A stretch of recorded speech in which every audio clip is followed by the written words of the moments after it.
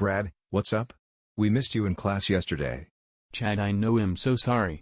Can you catch me up to speed on what I missed? In the beginning of class, Professor Chia really stressed the importance of having a deep knowledge on what's going on in the economy. Oh, that's awesome. I watch Squawk on the Street every morning when I'm eating breakfast. No, Brad, you shouldn't be watching that show to be getting your information on the economy. If you want to interview at top firms like Goldman Sachs, you are going to need a deep understanding of the economy. All that show really displays is a shallow compilation of sound bites to get the viewer's attention. It doesn't really teach you anything. So then what should I read? You should read the Wall Street Journal. It's included free when you're a Fordham student. All you need to do is sign in on their website. Since I'm into really up to date with the economy, what have I missed?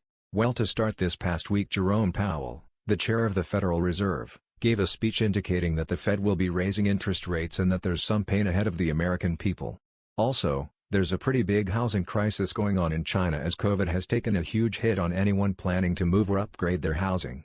And to top it all off, in Europe their energy prices keep getting higher and higher due to the war going on between Russia and Ukraine.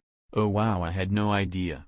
Hey, don't you think that the European government should just put a ceiling on energy prices so they don't cost as much? Haha, oh Brad, don't you know that would just throw off the whole market and hurt the energy companies? That would be way too much government interference. I didn't. So, did you guys go over any of the readings? Yeah, we did.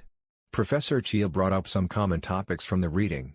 In the beginning we talked about the Great Depression and how Japan was innovative enough to drag themselves out of it, which in turn helped out everyone else. What did Japan do? What Japan did was they left the gold standard so that they could loosen monetary policy. Why didn't they just loosen monetary policy through the gold standard? Good question. That would actually be impossible to do because there's only a finite amount of gold, so since they left the gold-backed system they were able to print out money instead of digging for gold. Oh, interesting.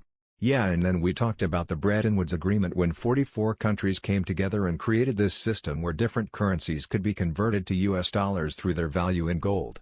So, dollars were almost like a new form of gold, since they held value in almost every currency. The United States unfortunately had to run a fiscal deficit for quite a while just to keep the system going. With the deficit creating more dollars than they had gold, it put the United States in a tricky situation.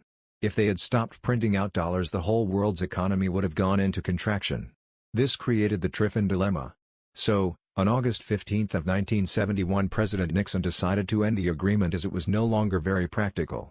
To make sure the dollar held its ground, Nixon made sure it was the only currency that could be used to buy oil. Man, Nixon is the man for that. What else did Professor Chia talk about? He also discussed how the system made the United States currency too strong and that negatively affected their exports. Professor Chia additionally brought up how when looking at what to expect in the exchange rate markets, technical analysis is so extremely important. What kind of technical analysis? Nothing too deep, but pretty much the moving average and trading lines. And that was about it for class. Okay, cool. Thanks so much, Chad.